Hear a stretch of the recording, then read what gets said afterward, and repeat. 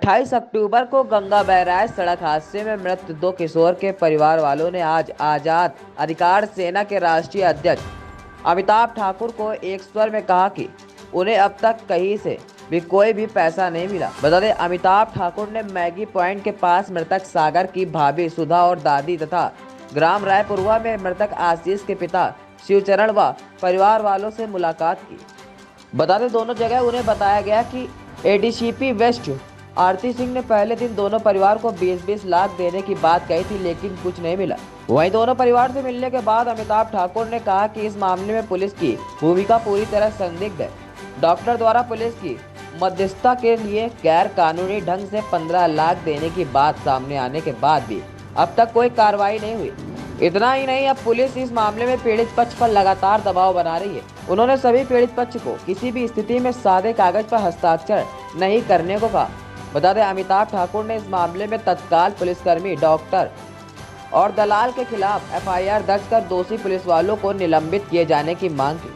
आजाद अधिकार सेना के राष्ट्रीय अध्यक्ष अमिताभ ठाकुर ने आज कानपुर में कुशाग्र कनोडिया के परिजनों से भी मुलाकात की और कुशाग्र कैद की चर्चा की। वहीं परिजनों ने कहा कि शुरू में पुलिस की भूमिका ठीक नहीं थी, लेकिन अब वे पुलिस की भूमिका से बहुत संतुष्ट नहीं है।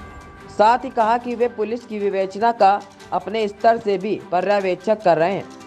वहीं कुशाग्र के परिजनों ने अमिताभ ठाकुर को कुछ समाचार दिखाए, जिसमें कानपुर के कुछ पुलिस अफसर द्वारा मामले को जानबूझकर कमजोर और हल्का करने के आरोप। इस पर अमिताभ ठाकुर ने उन्हें अपना मोबाइल नंबर देते हुए पूरी सहायता देने का वादा किया। उन्होंने मीडिया कर्मियों से बात करते हुए कानपुर के उन पुलिस अफसरों पर कार्रवाई करने की मांग की, जिनके संबंध में इस मामले को गलत दिशा देने और दोषियों को बचाने का आरोप लग रहे हैं। अमिताभ जी, आज आप कानपुर हैं। आपने इससे पहले नवाबगंज वाली जो घटना थी, मैगी पॉइंट वाली, वहाँ भी गए। क्या वहाँ के क्या बिंदु निकल के आए? कैसी कार्रवाई पुलिसिया कानपुर में? देखिए, जो मैगी पॉइंट वाली घटना मैंने देखी और यहाँ वाली घटना देखी, तो दोनों में निश्चित रूप से पुलिस के कई ऐसे गंभीर बिंदु निकले जो अपने आप में बेहद आपत्तिजनक भी हैं और पुलिस को कटघरे में खड़ी करती हैं। जैसे मैंने यहाँ देखा, इन लोगों ने कहा कि अब ये कार्रवाई से संतुष्ट हैं, लेकिन इन्होंने यह भी बताया कि पहले किस प्रकार की बातें पुलिस ने ही सर्कुलेट की।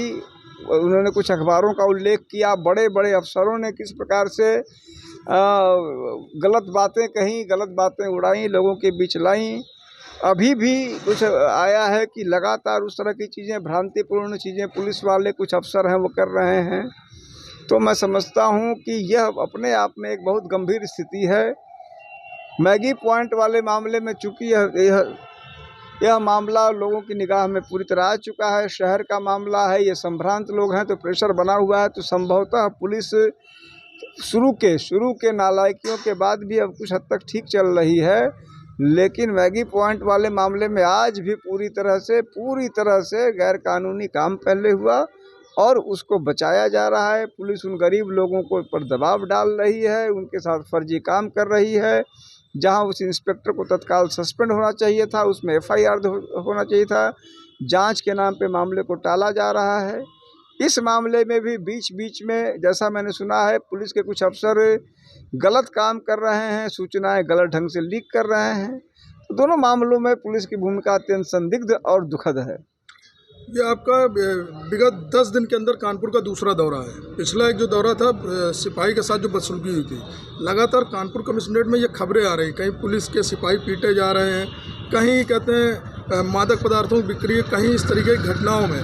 जबकि इस घटना की बात करूं तो बीच में जो खबरें आई कि जो कमिश्नर साहब थे वो भी 24 घंटे के अंदर इस परिवार से मिलने नहीं आए थे।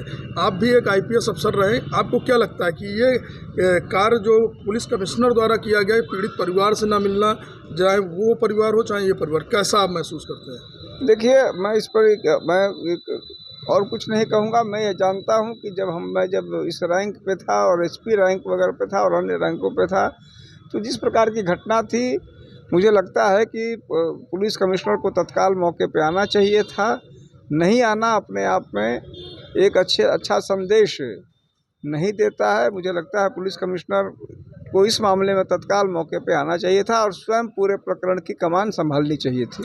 आपको क्या लगता है, जब कानपुर में एसएसपी प्रणाली थी तब पुलिसिया कार्रवाई ठीक थी, या कमिश्नरेट लागू होने के बाद बद से बदतर हो रही है? ये आपका कैसा अनुभव है?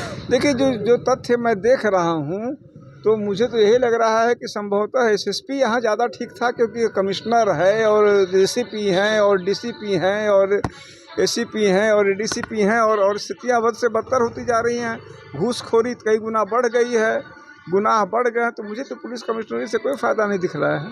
आपने घूसखोरी की बात की, तो नवाबगंज मामले में कहीं ना कहीं जो बात चल रही है कि 15 लाख का डॉक्टर साहब से, उसको लेकर आप क्या तथ्य निकल के आए? क्योंकि आपने आज पीड़ित परिवार से बात भी की, वहाँ बातें ये हो रही कि पीड़ित परिवार को कुछ मुआवजा दिया गया। देखिए, उसके 2 हिस्से हैं। 15 लाख तो डॉक्टर यह स्वीकार कर रहे हैं कि सीधे सीधे उन्होंने मध्यस्थ को दिया।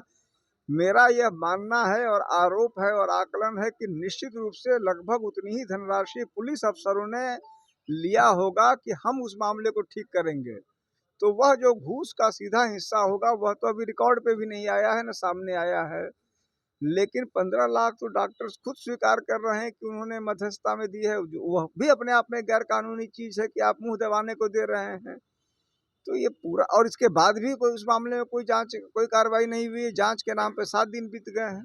क्या लगता है, पीड़ित परिवार को न्याय मिलेगा कमिश्नरेट पुलिस से, या यूं ही घालमेल चलेगा? देखिए, इस मामले में भी मैंने जो कुशाग्र हैं इनके परिवार वालों से कहा है कि अपनी आंखें खुले रखें। उस मामले में तो बिल्कुल ही साफ दिख रहा है कि न्याय देने का कोई इरादा नहीं है। दोनों संदर्भ और प्रकरण में पुलिस की कार्रवाई, पुलिस की स्थिति अच्छी नहीं मैं कहूँगा।